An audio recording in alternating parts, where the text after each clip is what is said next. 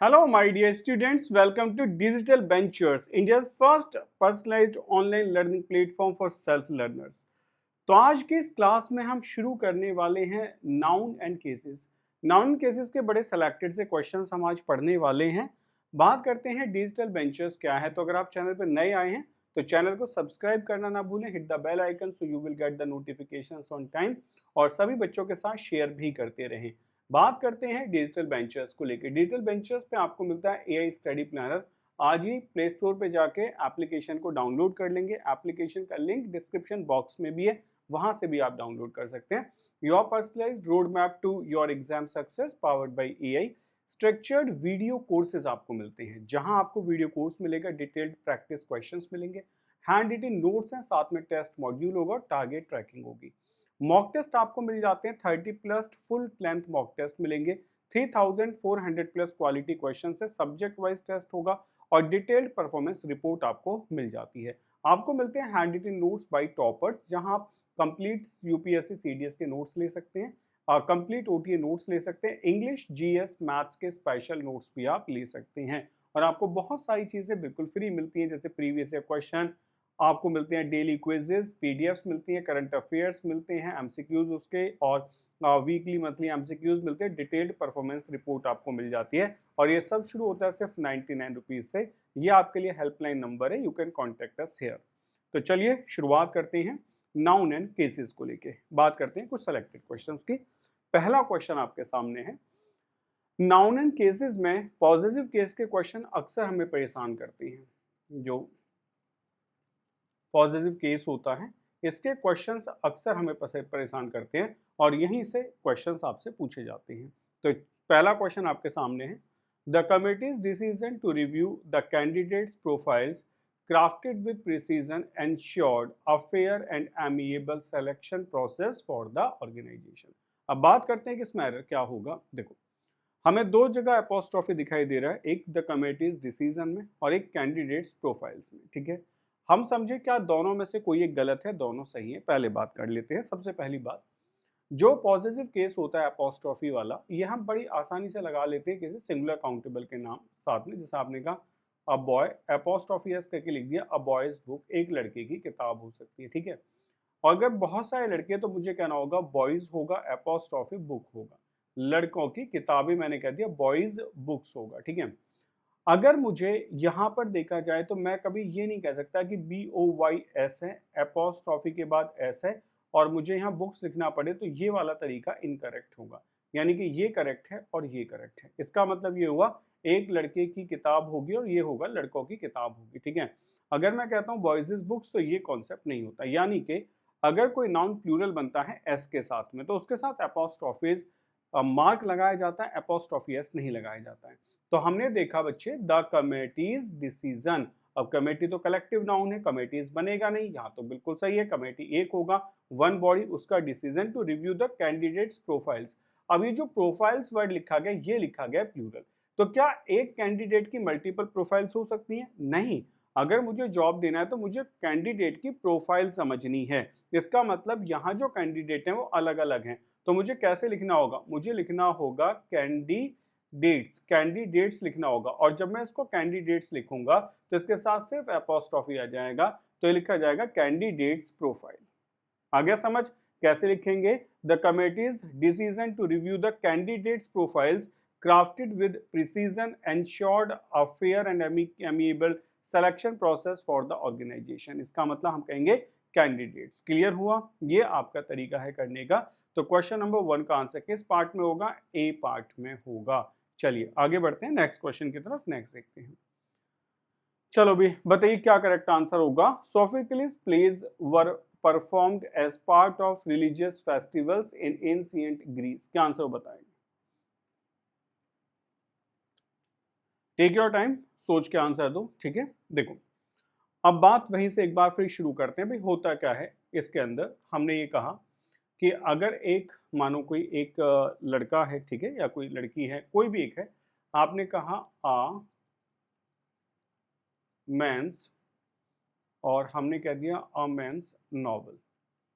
एक आदमी किया नॉवल हो सकता है। ठीक है, अगर आपको बहुत सारे आदमियों की बात करनी है तो आपने लिखा है MEN'(NOVELS) नॉवेल्स, ठीक है।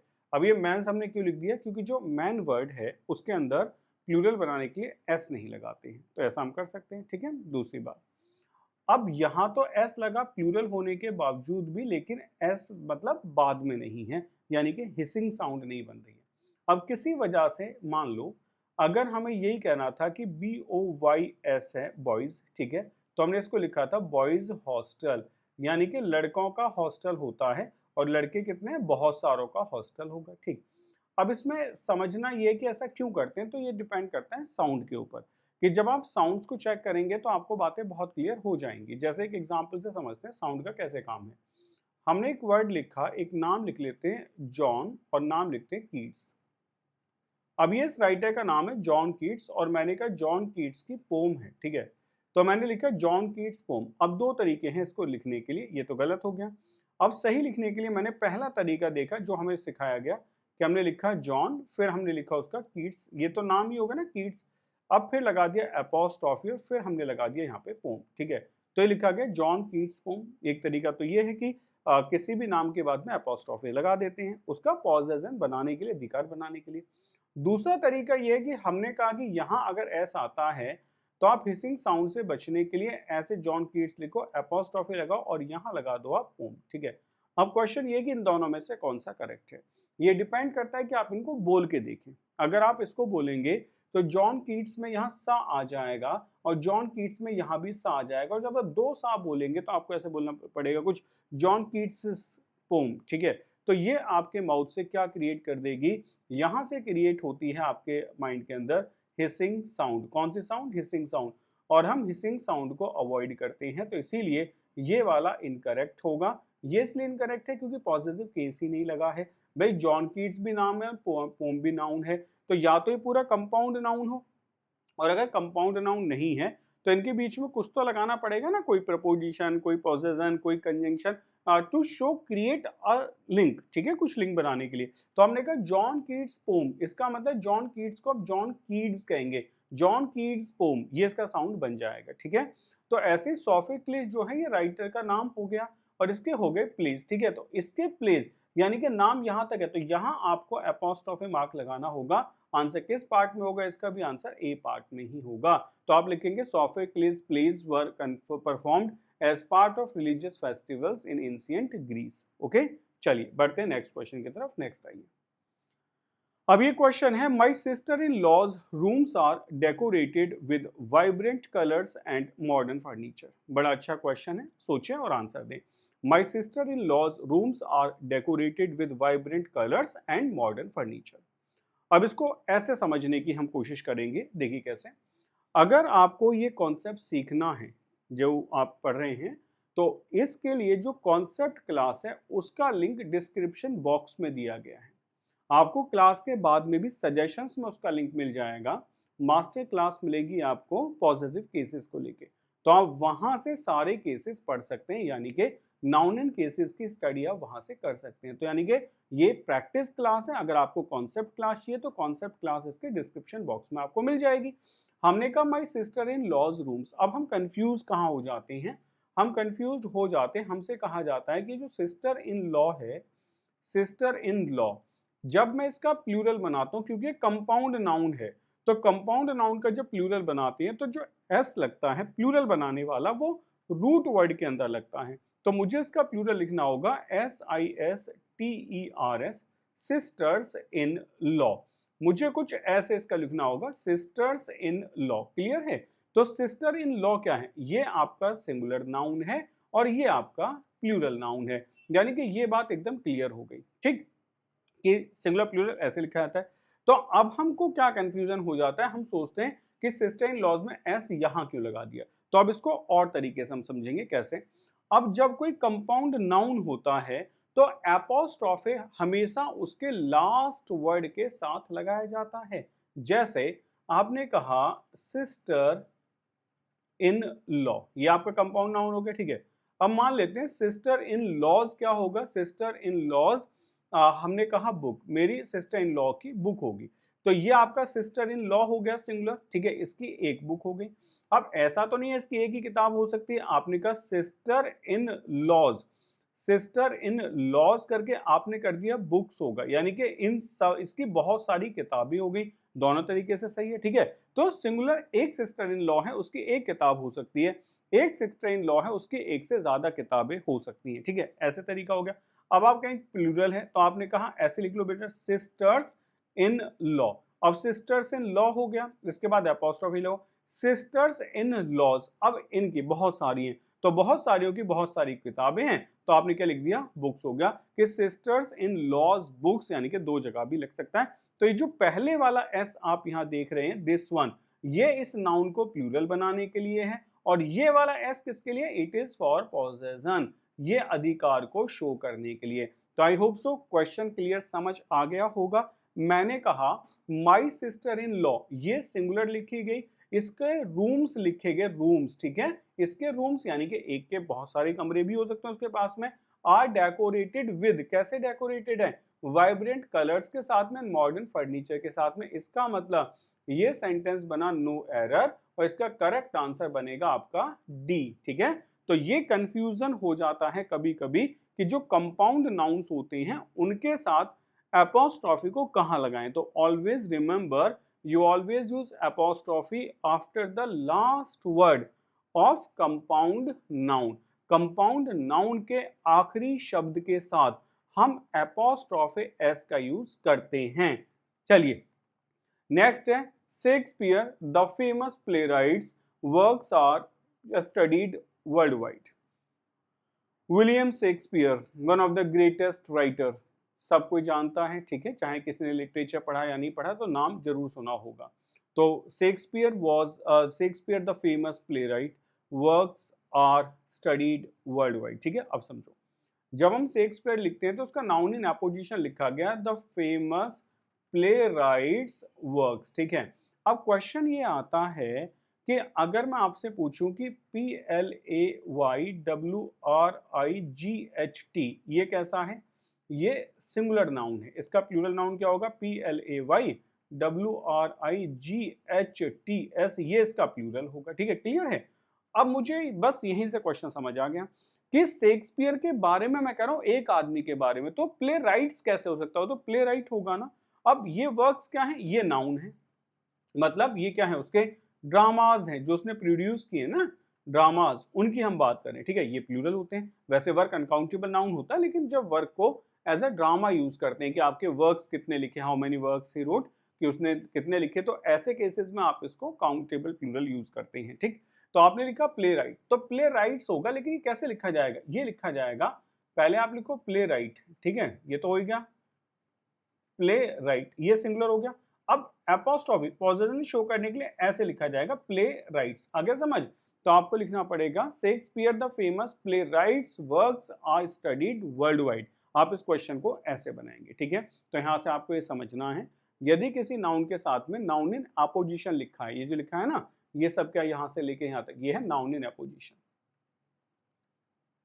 तो लास्ट वर्ड के साथ ही आप क्या शो करेंगे, उसका अधिकार शो करेंगे, ठीक है, that is noun in opposition. तो प्ले राइट्स होगा, लेकिन वो सिंगुलर वाला लिखा जाएगा, प्लूरल वाला नहीं लिखा जाएगा। चलिए नेक्स्ट क्वेश्चन ट्राई करते हैं, नेक्स्ट बताइए। Rakesh and Ravi's shop known for its amiable service is located in the bustling market of Ghaziabad, बताइए क्या आंसर होगा। Rakesh and Ravi's shop, known for its amiable service, is located in the bustling market of Ghaziabad, ठीक है। अब समझो ये question होता है डबल पोजीशन के लिए, कभी कभी दो चीजें सेम चीज के ऊपर पोजीशन करती हैं, कभी कभी अलग करती हैं, इसको समझते हैं कैसे होता है। अगर मैं सेंटेंस को ऐसे लिखूं, Ram and Mohan apostrophe S father या फादर्स इज या आर कमिंग, ठीक है, पहला सेंटेंस ये हो गया। दूसरा सेंटेंस और लिख देते हैं, Ram's and Mohan's, Ram's and Mohan's father या फादर्स इज या आर कमिंग। ठीक है, समझते हैं। अब इस क्वेश्चन को ब्रेक करने का तो तरीका ये है कि जब मैंने अलग अलग लिखे हैं तो मैं क्या समझ पा रहा हूं कि मैंने कहा राम एंड मोहन्स फादर या फादर्स इज या आर कमिंग। ठीक है, अब जब चूंकि मैंने एक ही बार पॉजिटिव केस लगाया है तो राम के भी फादर और मोहन के भी फादर एक हैं, तो दोनों के फादर सेम है, तो यानी कि फादर आएगा, फादर्स नहीं आएगा। Ram and Mohan's father is या आर कमिंग, तो करेक्ट आंसर आपका इज वाला होगा, आर वाला नहीं होगा। ठीक है, तो Ram and Mohan's father is coming, यानी कि दोनों के पिता सेम हो सकते हैं। फिर हमने कहा राम्स एंड मोहन्स फादर, इसका मतलब ये हो जाता है कि राम्स फादर, ये कंफर्म्ड है कि एक तो राम के पिता हैं, ठीक है, और एक मोहन्स फादर, एक मोहन के फादर हैं। आ गया समझ भाई, एक तो राम के फादर हैं, एक मोहन के फादर हैं। इसका मतलब ये कि जब राम एक एडजेक्टिव है, डिटर्मिनर है, तो उसका अपना नाउन होगा, और जो मोहन है वो भी एक डिटर्मिनर है। भाई एपोस्ट्रोफी जो होता है ये डिटर्मिनर के इक्विवेलेंट काम करता है। तो अगर आप ये कहते हैं, देखो आपने कहा माई एंड योर, तो आप क्या लिखेंगे, बुक्स लिखेंगे, क्योंकि my book and your book दोनों की किताबें बन जाएंगी। ठीक है, तो सेम आपने कहा Ram's father and Mohan's father, दोनों के फादर हैं तो फादर नहीं आएगा, फादर्स आएगा, इज नहीं होगा, आर होगा। यानी कि जब हम एक बार एपोस्ट्रोफी एस बाद वाले के साथ लगाते हैं तो ये जॉइंट पॉजेज इनको शो करता है, दोनों का अधिकार एक ही चीज के ऊपर है। लेकिन जब अलग अलग लगाते हैं तो दोनों का अधिकार दो अलग अलग चीजों पे हो जाता है और वो प्लूरल बन जाती है। ठीक है, सेम हमने कहा राकेश एंड रवीश, तो बच्चे कहते हैं शॉप नहीं आएगा, अब बच्चे यहाँ क्या कर देते हैं, शॉप्स कर देते हैं। ठीक है, अब देखो क्वेश्चन कैसे फंसते हैं। आपने कर दिया शॉप्स होगा, आंसर किस पार्ट में निकाल दिया, ए पार्ट में। अगर आंसर की बात की जाए तो आंसर में कोई प्रॉब्लम नहीं, आंसर निकल गया राकेश एंड रवीज शॉप्स। ठीक है, कर दिया। नोन फॉर इट्स, अब इट्स क्यों आएगा बेटा, देयर आएगा ना, अब ये देयर आना चाहिए, बिल्कुल सीधी सी बात है। अच्छा चलो आगे आते हैं, एमिएबल सर्विसेज इज लोकेटेड, इसका मतलब अगर शॉप से तो आर लोकेटेड आना चाहिए, तो गड़बड़ हो गई। मतलब आंसर ए पार्ट में है, लेकिन आप ये देखो कॉन्सेप्ट तो चेंज हो गया ना। जब हम ये कह रहे हैं राम्स एंड मोहन्स है तो फादर्स आएगा, फादर्स आएगा तो वह प्लूरल आएगी। अगर मैं उनके बारे में लिखूं तो दे आएगा, कि मतलब मैंने लिखा Ram's and Mohan's fathers are coming, they are happy, वो दोनों खुश हैं। तो यहाँ कंफ्यूजन हो गया। ठीक है, तो इस आंसर को क्या करते हैं, करेक्ट कर देते हैं। इस आंसर को हम ऐसे करेक्ट कर सकते हैं कि हम राकेश का एपोस्ट्रोफी एस हटा देते हैं। तो अब ये बना क्या, शॉप्स भी हटा दो, अब ये क्या बना, राकेश एंड रवीज शॉप। क्या बना बेटा, राकेश एंड रवि शॉप, क्योंकि दोनों की एक दुकान है। Known for its amiable service is located in bustling market of Ghaziabad. तो अब ये जो इज आए किसके लिए आ गया, शॉप के लिए आ गया। तो मतलब आंसर आपने भी पार्ट में निकाला, मैंने भी पार्ट में निकाला, लेकिन थोड़ा सा कंफ्यूजन था। ठीक है, कंफर्म्ड है, आगे बढ़ते हैं, नेक्स्ट आइए।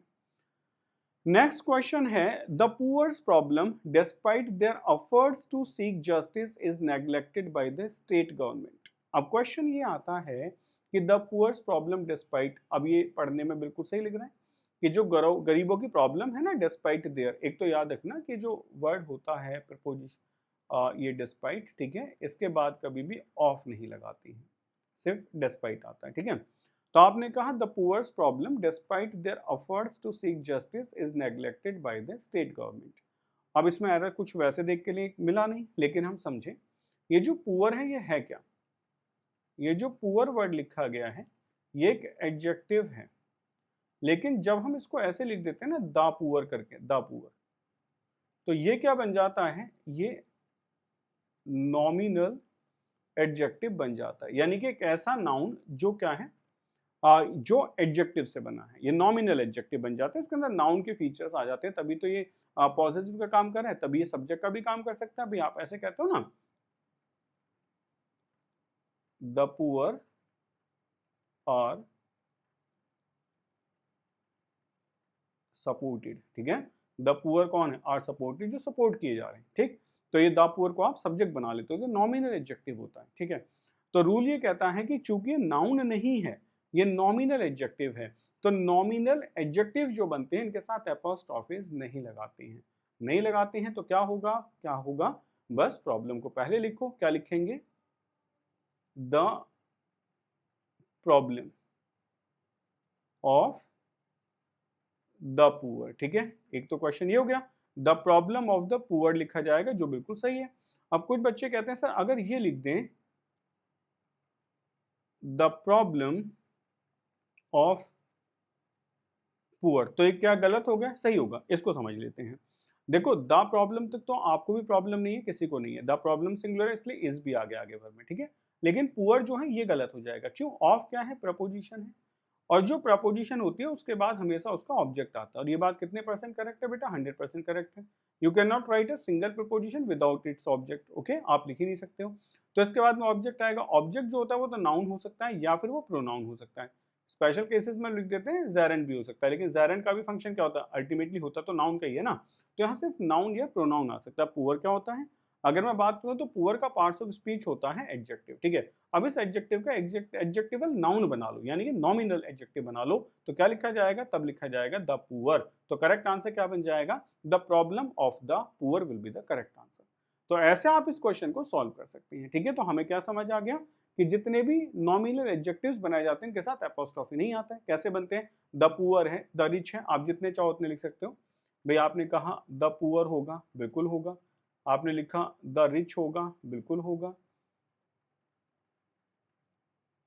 द ऑनेस्ट होगा,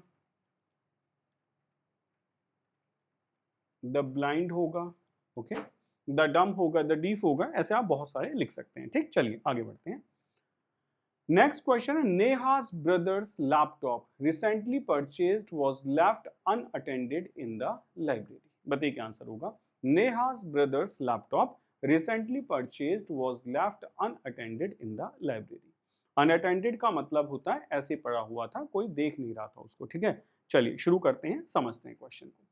अब यहाँ एपोस्ट्रोफीज आ गया और समझ आ गया, नेहा का भाई और भाई का लैपटॉप, क्लियर है ना, नेहा का भाई और उसके भाई का लैपटॉप, एकदम बात समझ आ रही है। ऐसे यूजेस आप न्यूज़पेपर में देख सकते हैं और बहुत सारे ऐसे प्ले हैं जिसमें आप ऐसा पढ़ सकते हैं, लेकिन एग्जाम्स में ये गलत है। मतलब हम दो कॉन्जिक्यूटिव, ये कैसे लिखे हैं बेटा, कॉन्जिक्यूटिव लिखे हैं ना,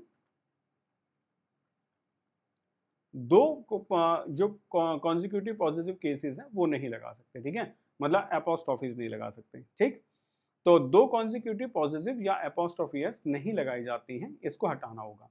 तो कैसे हटेगा, इसका तरीका ही होता है, जो सबसे बाद वाला है उसको सबसे पहले लिखो।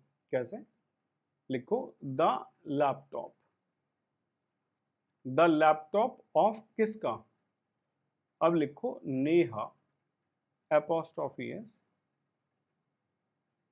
ब्रदर, आगे समझ, the laptop off Neha's brother, ठीक है। अभी जो ऑफ प्रपोजिशन है इसके लिए क्या बन जाएगा, ये तो बन जाएगा ऑब्जेक्टिव केस, और हमारा सब्जेक्टिव केस क्या होगा, लैपटॉप, और इसी के अकॉर्डिंग वर्ब आनी है। तो इसीलिए इसको हमेशा पहले रखा जाएगा। अगर आपने मानो इसको कहीं ऑफ प्रपोजिशन के बाद लिख दिया तो ये ऑब्जेक्टिव केस में चला जाएगा, फिर इसके अकॉर्डिंग वर्ब नहीं आ सकती है। क्योंकि हम इस सेंटेंस को यदि समझें तो जो वर्ब है वॉज लेफ्ट, तो अगर मैं पूछूं what was left, what was left, तो आप कहेंगे लैपटॉप वाज लेफ्ट, ठीक है। सो लैपटॉप की पोजीशन बिल्कुल स्टार्टिंग में रखी जाएगी, सब्जेक्टिव केस यानी कि सब्जेक्ट बनेगा, और तभी ये वर्ब को भी अटेंड कर पाएगा, ठीक है। चलिए बढ़ते हैं आगे नेक्स्ट क्वेश्चन की तरफ। तो आपने क्या सीखा, दो कॉन्जिक्यूटिव पॉसेसिव केसेस यानी कि अपोस्ट्रोफिस एक साथ नहीं लिखे जाते हैं। करना कैसे है, बाद वाले नाउन को उठा के स्टार्टिंग में रख देना है, वो ऑफ से लिखा जाएगा, दूसरे वाले को अपोस्ट्रोफी से लिख देंगे। चलिए नेक्स्ट क्वेश्चन है, Rohan's and Mohan's wife will be working on this project to do it on time. बताइए क्या आंसर होगा। Rohan's and Mohan's wife will be working on this project to do it on time. जितने बच्चों को ये कॉन्सेप्ट सीखना है, अगर आपको चाहिए कि सब प्रैक्टिस तो हो गई, इसकी कॉन्सेप्चुअल क्लास कहाँ मिलेगी, तो इसकी कॉन्सेप्चुअल क्लास इस क्लास के डिस्क्रिप्शन बॉक्स में लगी हुई है। इस क्लास के डिस्क्रिप्शन बॉक्स में उसका लिंक लगा हुआ है, वहां से आप उस क्लास को देख सकते हैं, पूरे कॉन्सेप्ट को समझ सकते हैं, और यहां से आप प्रैक्टिस कर सकते हैं, ठीक है। बाद में क्लास के बाद में भी आपको सजेशन में वो क्लास दिखाई देगी। हमने कहा रोहन्स एंड मोहन्स, अब रोहन जो है इसका एपोस्ट्रोफी तो इसका नाउन अपना होगा, यानी कि एक नाउन इसका होगा और एक नाउन इसका होगा, तो दोनों का जॉइंट पॉजिशन तो नहीं हो सकता कि दोनों की एक ही वाइफ है। तो आपने कहा रोहन्स एंड मोहन्स क्या होगा, आप लिखेंगे वाइफ्स होगा, ठीक है। Rohan's and Mohan's wife's will be working on this project to do it on time, इसे समय पे करने के लिए, यानी कि आपका आंसर किस पार्ट में होगा, ये आपका बी पार्ट में होगा। चलिए आगे बढ़ते हैं, नेक्स्ट आइए। क्वेश्चन बिल्कुल वैसा ही है लेकिन कुछ चेंजेस हैं। Rohan and Mohan's wife's will be working on this project to do it on time. क्या होगा बताओ?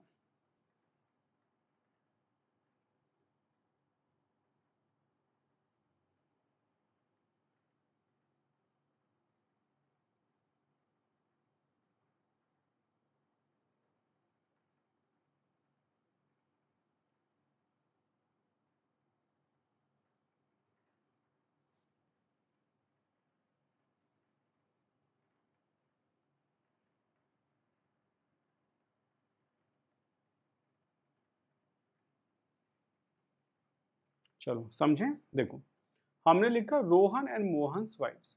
अगर मैं ऐसे ही लिखता हूं तो रोहन एंड मोहन का जो पोजेशन है यहाँ जॉइंट पोजेशन है, मतलब इनकी कई कई बीवियां हैं। ओके, कि रोहन और मोहन की जॉइंट पोजेशन है, वाइफ्स हैं। ठीक, तो आपने कहा ऐसा नहीं होगा। तरीका क्या था? देखो, सोसाइटी के हिसाब से चलना है, ऐसा नहीं कि हम अपने हिसाब से कुछ भी बना लेंगे। ठीक है, तो हमें समझना है कि दोनों की वाइफ अलग अलग है, तो दोनों का पोजीशन अलग अलग होगा। तो आपको ए पार्ट में लिखना होगा, आपको कहना होगा Rohan apostrophe s, Rohan's and Mohan's wife's will be working on this project. ठीक है, तो आंसर ये होगा। अब आप कहेंगे ऐसा ही क्वेश्चन दोबारा क्यों दिया? ऐसा क्वेश्चन तीसरी बार भी है। अब आप मुझे बताओ इसमें क्या आंसर होगा। ठीक है, ये और अच्छा क्वेश्चन है, अब इसको सोच के बताओ। अब आप और ज्यादा फंस गए। कैसे? अगर आपने यहाँ एपोस्ट्रोफी एस लगा दिया तो वाइफ्स करना पड़ेगा। अगर आपने कह दिया मोहन की वाइफ है और इसको वाइफ्स कर दिया तो यहाँ कैसे चेंज करोगे? चलो एक बार दिमाग लगाते हैं, करते हैं सॉल्व, तब समझ आएगा।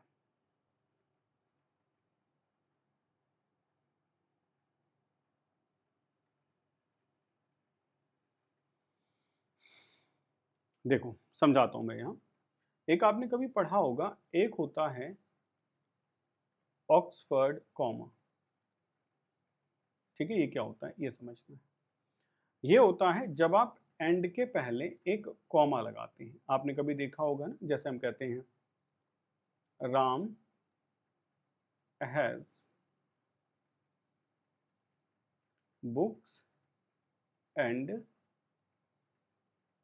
नॉवेल्स। ठीक है, तो जब हम दो चीजें लिखते हैं तब ऑक्सफर्ड कॉमा की जरूरत नहीं पड़ती है, क्योंकि यहाँ बहुत क्लियरिफिकेशन होता है कि राम के पास बुक्स और नॉवेल्स हैं। ठीक है, जब हम इस आर्टिकल की लिस्ट को बड़ी लंबी लिखते हैं तब हमें ऐसा करना पड़ जाता है। जैसे आपने कहा Ram has a house comma a car and a bike. ठीक है, अब आप पता क्या कहेंगे कि sir Ram has a house, एक घर है, एक कार है और एक बाइक है। बहुत क्लियर कट समझ तो आ रहा है, कोई कंफ्यूजन है ही नहीं। तो अगर आप इसको ऐसे लिखो या आप इसको ऐसे लिखो, Ram has a house comma a car comma and a bike. तो आप कहेंगे सर मेरे हिसाब से तो दोनों में एक ही बात है, अभी भी हाउस कार और बाइक की बात है। ठीक है, मतलब आपको ऐसा लग रहा होगा कि यहाँ कोई डिफरेंस नहीं है। ठीक, अगर इन दोनों में मैं बात करूं तो सिर्फ इतना डिफरेंस है कि ये चीजें यहाँ थोड़ी अनक्लियर हो सकती हैं, कि हो सकता है कि कार एंड बाइक एक ऑब्जेक्ट हो। ठीक है, हो सकता है कार एंड बाइक, आप कहेंगे सर हमें नहीं लग रहा है क्योंकि हमारे हिसाब से ये सब अलग अलग है एंड इसीलिए लगाया जाता है। ठीक है, अब मैं आपको एक सेंटेंस लिख रहा हूँ जिससे आपको इस बात की क्लैरिटी बिल्कुल हो जाएगी। आपने कहा I like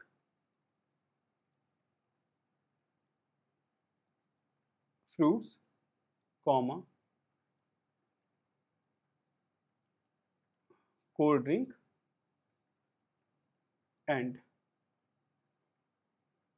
bread and butter. अब ये देखिए, हमने कहा I like fruits cold drink bread and butter. अब यहाँ समझने वाली बात है। अब समझने वाली बात क्या हो गई? यहाँ ये हो गई, आई लाइक फ्रूट, मुझे फ्रूट्स पसंद है, मुझे कोल्ड ड्रिंक पसंद है। ठीक है, एक कंडीशन बनती है कि मुझे इसके साथ में ब्रेड एंड बटर पसंद है। क्लियर हुआ है समझ? और एक कंडीशन बन रही है कि मुझे फ्रूट के साथ में कोल्ड ड्रिंक एंड ब्रेड पसंद है और बटर अलग है। आगे ना समझ? तो अब इसमें पता कैसे चलेगा कि आप क्या कहना चाह रहे हो? आप ये कहना चाह रहे हो कि फ्रूट के साथ में cold drink and bread and butter, और या ब्रेड एंड बटर अलग है, कोल्ड ड्रिंक अलग है। तो ये कंफ्यूजन अब आपको समझ आ गया होगा कि हाँ सर कंफ्यूजन तो होता है ना। अब ऐसे कंफ्यूजन को खत्म करने के लिए हम क्या करते हैं? हम ये कह रहे हैं ना कि मैंने क्या कहा था कि जब दो ऑब्जेक्ट्स होते हैं तब ऑक्सफर्ड कॉमा की जरूरत नहीं होती है, तब ऑक्सफर्ड कॉमा नहीं लगाना चाहिए। ऑक्सफर्ड कॉमा का यूज ही तब के लिए है जब 2 से ज्यादा, 3 या 3 से ज्यादा ऑब्जेक्ट्स को एक साथ कनेक्ट किया जाता है। तो सिर्फ, और इसका कोई साइंटिफिक बहुत बड़ा रीजन नहीं है, it is just for the clarification if you find somewhere problematic. Okay, तो हमने क्या लिखा, I like fruits, cold drink and, अगर मैं एंड के पहले यहां एक कॉमा लगा दूं, अब आप समझ गए। तो इस कॉमा ने, ऑक्सफर्ड कॉमा ने क्या कर दिया, एक ही ऑब्जेक्ट है, एक ही ऑब्जेक्ट है, और एंड के बाद अब ये एक ऑब्जेक्ट है, यानी कि I am connecting 3 objects together. समझ आया ठीक से? ये ऑक्सफर्ड कॉमा आपका होता है। अब इसका इस क्वेश्चन से क्या लेना देना है वो मैं समझाता हूं।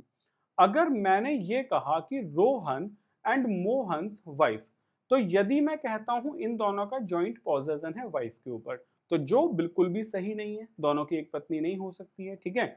और अगर दोनों की एक पत्नी है तो दोनों के लिए दे नहीं आ सकता है। यहाँ भी देखो दे भी लगा हुआ है ना, इसका मतलब मुझे ये समझ आ रहा है कि ये दे ये बता रहा है कि हमारे पास 2 नाउन हैं। और 2 नाउन कैसे बनेंगे, अब बच्चा कहता है रोहन के साथ एपोस्ट्रोफी लगा दो, रोहन के साथ एपोस्ट्रोफी लगाओगे तो वाइफ्स करोगे तभी तो दे आएगा। हाँ, अब तरीका वही बचा जिसे हम कह रहे हैं ऑक्सफर्ड कॉमा। यदि मैं यहाँ ऑक्सफर्ड कॉमा लगा दूं तो अब ये कनेक्ट कैसे हुए बताओ, अब ये कनेक्ट हुए, एक कनेक्ट हो गया रोहन, सिर्फ रोहन, और दूसरा कौन बना, मोहन्स वाइफ। क्या अब ये 2 लोग बने या नहीं बने बताओ मुझे भाई, एक तो बन गया रोहन और दूसरा बना मोहन्स वाइफ। तो ऐसा हो सकता है ना कि भाई एक रोहन नाम का लड़का है और एक मोहन की वाइफ है, ये 2 लोग will be working on this project to do it on time. अभी तक हम रोहन एंड मोहन की वाइफ सोच के ही काम कर रहे थे, हम ये नहीं सोच रहे कि रोहन के साथ मोहन की वाइफ भी तो प्रोजेक्ट पे काम कर सकती है। तो इन दोनों को मतलब डिफरेंशिएट करने के लिए आपको ऑक्सफर्ड कॉमा लगाना होगा। इससे आपको ऑक्सफर्ड कॉमा की काबिलियत समझ आ गई होगी कि कैसे डिफरेंशिएट करता है, ठीक है। तो अगर ऐसे कुछ स्पेशल केसेस बनते हैं जहां एम्बिग्यूटी हो, हमें समझ ही ना आ रहा हो कि कैसे इनको अलग अलग किया गया, तब आप ऑक्सफर्ड कॉमा का यूज करते हैं। तो आई होप आपको ये सारे क्वेश्चंस बहुत अच्छे से क्लियर हुए होंगे। इन क्वेश्चंस का कॉन्सेप्ट समझने के लिए कॉन्सेप्ट क्लास का लिंक आपके डिस्क्रिप्शन बॉक्स में लगा हुआ है, आप वहां से उस लिंक को क्लिक करके इसके कॉन्सेप्ट क्लास सीख सकते हैं, यानी कि आप पॉजिटिव केस से रिलेटेड सारे कॉन्सेप्ट समझ लेंगे और फिर से प्रैक्टिस कर लेंगे। बाकी क्लास के बाद सजेशन में भी आपको क्लास दिखाई देगी। तो आई होप सभी को समझ आ गया होगा, और जो बच्चे चैनल पर नए हैं चैनल को सब्सक्राइब करना ना भूलें, hit the bell icon so they will get the notifications on time, और लाइक जरूर करते रहें, और शेयर करना तो आपकी रिस्पॉन्सिबिलिटी बनती है कि सबके पास शेयर कर लो, जिससे ज़्यादा से ज़्यादा बच्चों को हमारे साथ जुड़ के और ज़्यादा बेनिफिट्स होने लग जाएं। ये है digital ventures, India first personalised online learning platform for self learners, जहां आपको हैंड रिटन नोट्स मिलते हैं, प्रीवियस ईयर क्वेश्चंस मिलते हैं, मॉक टेस्ट मिलते हैं, आपका AI पावर्ड स्टडी प्लानर मिलता है, और ये सब सिर्फ 99 रुपीज़ से शुरू हो जाता है। इससे अलग आप हमारे जितने भी सोशल मीडिया हैंडल्स हैं आप हमें यहाँ फॉलो कर सकते हैं, और ये आपके लिए हेल्पलाइन नंबर है, you can contact us here. आपको कोई प्रॉब्लम है, कुछ जानना चाहते हैं, एग्जाम रिलेटेड कोई क्वेरी है, पर्सनल गाइडेंस, सब कुछ यहाँ पर आप हमें क्वेरी करें, we will be happy to help you, और हम आपकी मदद करने में पूरी खुशी महसूस करेंगे। तो चलिए मिलते हैं नेक्स्ट क्लास में, till then take care, bye bye, जय हिंद साथियों।